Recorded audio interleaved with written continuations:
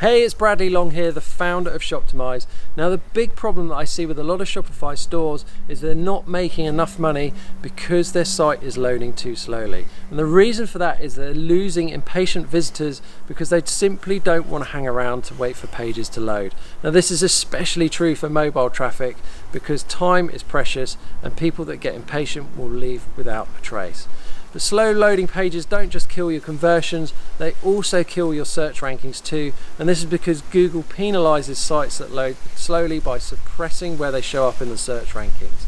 And if you're running paid ads, it's also a problem because you're going to be paying a much higher cost per click or a higher CPM if you're using things like AdWords, because simply you're going to get penalized for having a low quality score. And that's really where most Shopify stores get stuck with this, and that is a complete shame.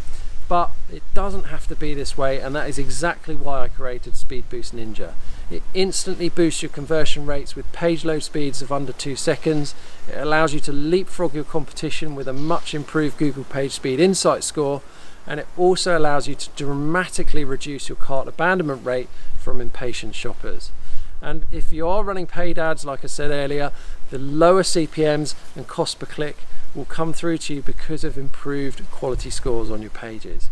So enough about all of that, let's see the app in action.